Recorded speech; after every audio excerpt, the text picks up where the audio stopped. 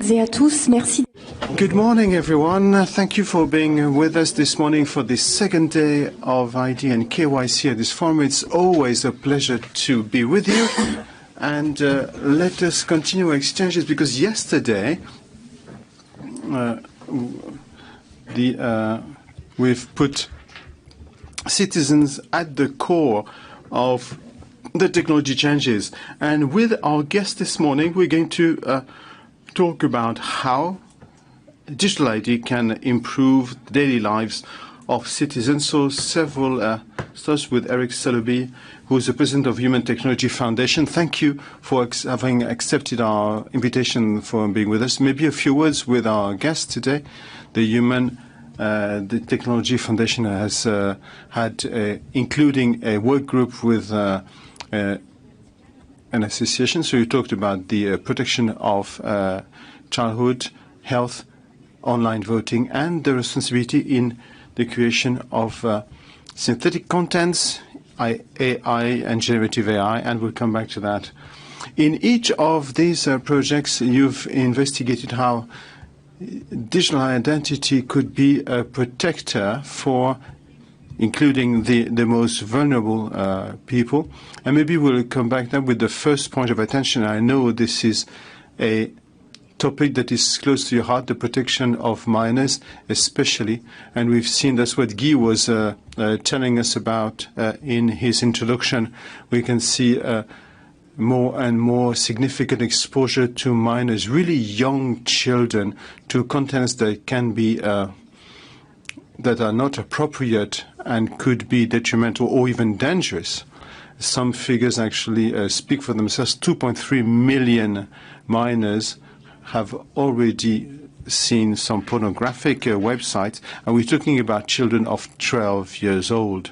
So that should really raise questions and be a point of concern and invite us to act. So first question for you, Eric Saloubi, is how, faced with this situation, how do you think digital identity can be a virtuous addition to protect our children online? And this is a hot topic because it is at the heart of the SREN law, which was investigated yesterday in Parliament. Well, exactly. Yes, to zoom out to tell you the framework of the work we've done, a year and a half ago, the government of Canada asked them to bring a public policy around digital IDs, best practices that could apply to all provinces that, of course, didn't agree. So we supported them by doing something that was wide and technology neutral. And then partners like La Poste and Thales and other members of our foundation asked us to translate these great principles into concrete best practices that professionals could directly apply. And this is when we chose those groups of use cases which seem to be the most useful. Now, of course, we will work on digital ID, on other ways of providing usefulness to citizens. And to answer your question, I think that when you talk about children online, there are three main risks. The first one is access to contents that is totally inappropriate. You're talking about 12-year-old. Unfortunately, for boys in France, it starts at 6 years old. We don't even imagine how it's possible, but it is possible using the Big Brother's phone and so on. So it means exposure to sexuality way before there is the corresponding love emerging. So it's a problem of personal development, but it gives them the impression that being naked in front of a camera is normal, and half of the pedopornographic content is supplied by children themselves because they think that everybody's doing it. And of course, needless to say that pedophiles are, of course, very happy about that. And the second difficulty doesn't involve adults, is when children are going to harass other children online. And we have difficulty is the tension between maintaining anonymity, the privacy of and whatnot, because if we'll be happy to, if one day there is a problem, to indicate our point of view while protecting ourselves, and at the same time be able to identify the harassers. And of course, the third point is pedophiles adults pretending to be children. So we worked mainly on the first, is the proof of age, the first case. There are laws that should normally say that the website should check the age of if you just certify on your honor that you're over 18, it's close to 0. Realize that digital identity could provide a lot in terms of certification of the age and proof of majority, and let's say everything that's been attempted so far is that it implied either an ID card or a bank card, and of course nobody used that.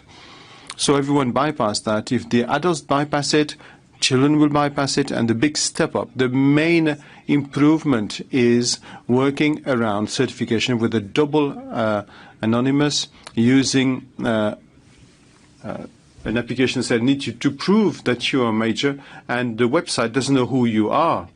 So there is a protection of the identity of the person, but you could be buying alcohol or dangerous fireworks. For all this, it allows this double anonymous protects implements a third trusted third party. So it's also, if it's only to guarantee your realize that it's for adult things. So a lot of people don't want to use them. If it's the same application that allows you to have your online and proves that you're over 18, then the proof of majority is like a side product. It's something that is much more accepted, socially speaking, and this is what we push.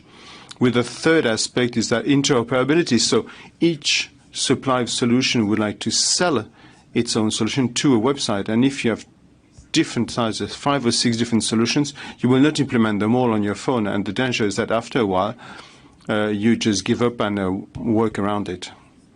What business model for certification of entities? Well, this is the whole point. At the moment, the companies that supply these solutions are paid by users, so by the website asking for certification each time they use it. So there's no interest having an interoperability. And we have the same difficulty as the music platforms. If you subscribe to one, you have access to the whole catalog, while the video platforms you supply to one, you have access to part of the catalog, and you need 5 different subscriptions to see what you've got on the market. Hence the difference that the video platforms have. The competition in certain aspects could be toxic.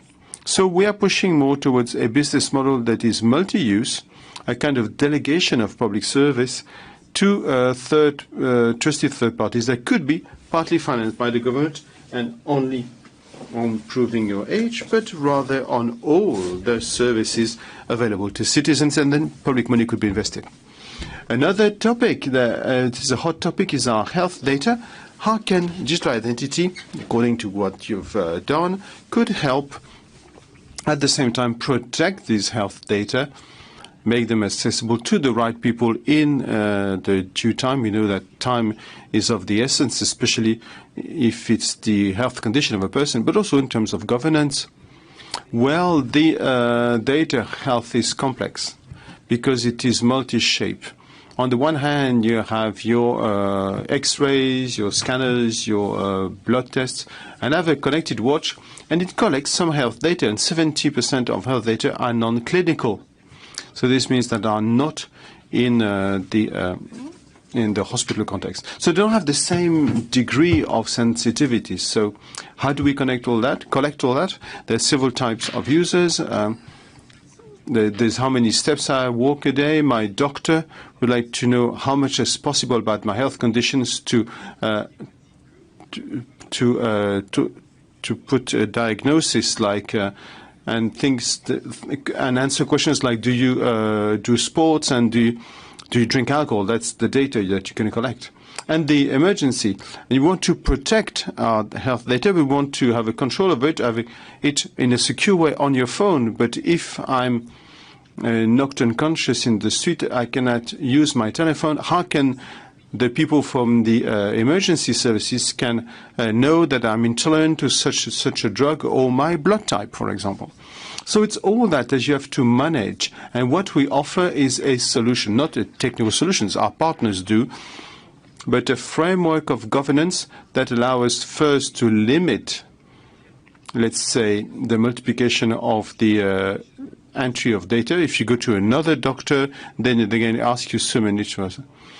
And today it's the tell it once principle, so it avoids doing 10 times the blood test or the X-rays, and to have a better journey in the hospital. And the clinical data and other non-clinical data mixed, and as part of the framework, and it's more and more the case, in the case of an analysis based on algorithms and AI to help doctors, then the AI can crunch this data with others and say that if you have this type of pathology and that you live in a place with this type of pollution, you have 30% risk of having this type of disease. And therefore, we're going to propose the test that will not be proposed to someone else. So all this is going to help improve both the seamlessness of the data, the situation, and the health of patients. Another topic, because it's in the news, 2024, over 60% of the world population is going to go and vote. So online voting, of course, it's not accessible to many countries. This represents at the same time questions of access, of inclusivity, be able to access to this right of vote in a democracy. Of course, there's still a lot of risks that are not under control. What are the risks that you are fearing? Well, several things. When you look at this kind of situation, we try and see the benefits, and then we look at the risks. And the benefits, I mean, I had breakfast with the mayor of a mid-sized city in France, saying that he couldn't find any volunteers to have the polling station. And therefore, the democracy is in danger because nobody wants to run that. And we can see that from election to election, the participation rate is going down, especially among young people. So how are we going to allow young people that are rather connected to take part?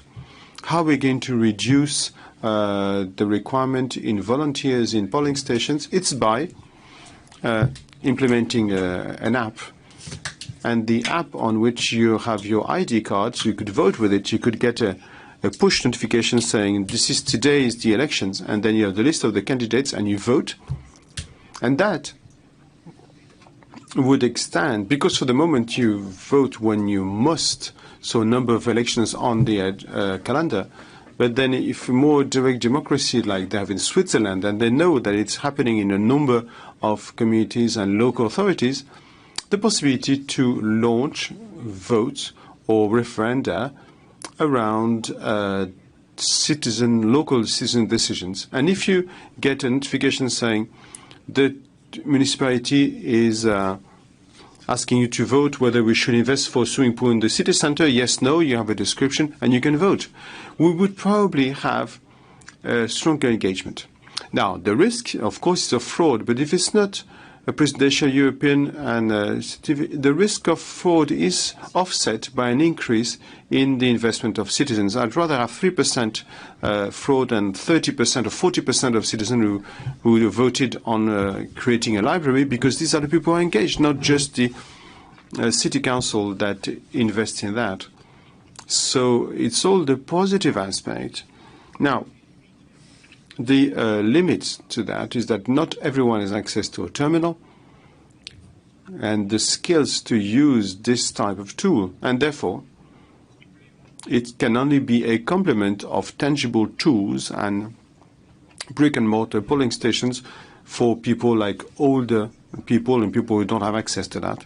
First thing. Secondly, a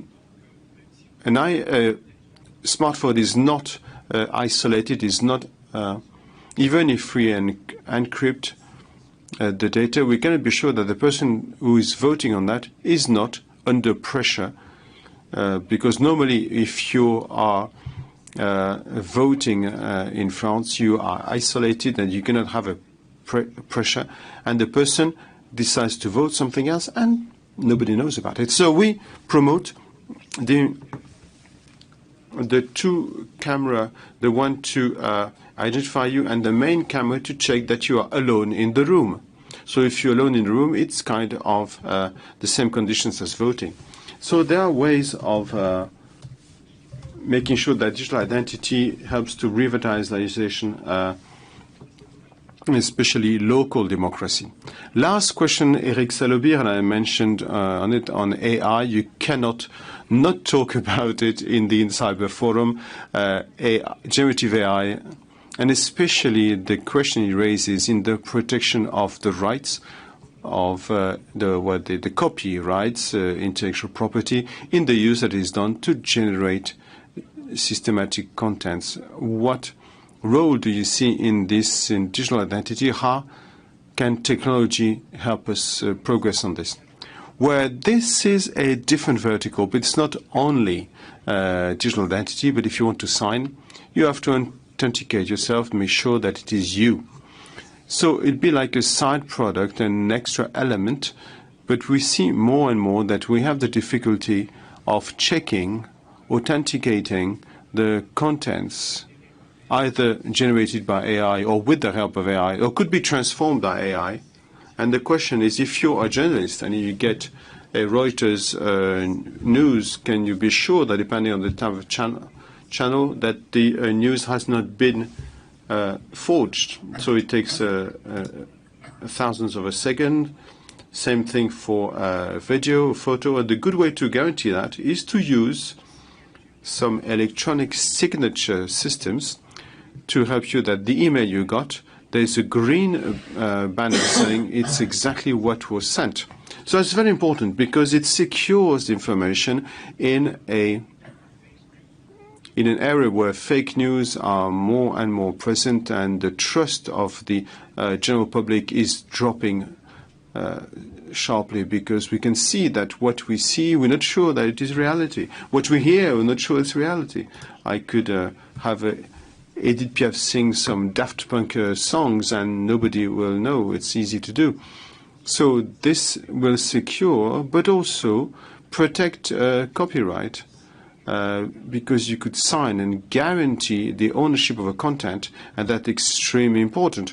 But it's true, and it's probably how we will conclude. We have an issue that we haven't actually cracked completely, is the tension that exists between, on the one hand, the desire we have within the European Union to protect copyright and ensure that the major platforms, large models, can actually pay the owners of the content. If Google scrap all the local press and gives you a digest that takes the elements of the news, the local press will not sell advertising or be remunerated. That's an issue. While Japan has decided to give a total access for training to all of the contents to ensure that the Japanese culture is actually represented in the training of these models, and therefore we don't have models that are, as a majority, English-speaking or North American culture. I was talking to a North African artist, and he said, if I want to create a universe with North African inspiration on Mid-Journey, it's nearly impossible because it looks automatically in Tatooine. So it is Star Wars, nothing else. So we have this risk of creating with AI a new Babel Tower, speaking one culture, one language. And if we Europeans, and I was talking with some governments working on that question of our cultural identity and how it's represented internationally, especially French-speaking world, at one point we'll have to accept sharing our data. Thank you very much, Eric Salobir, to have with you to start off this day. It was the same for me. Thank you very much. So I'm going to... So we'll continue exchanging around artificial intelligence and KYC, how to optimize the digital journey, and I'll leave you in the expert hands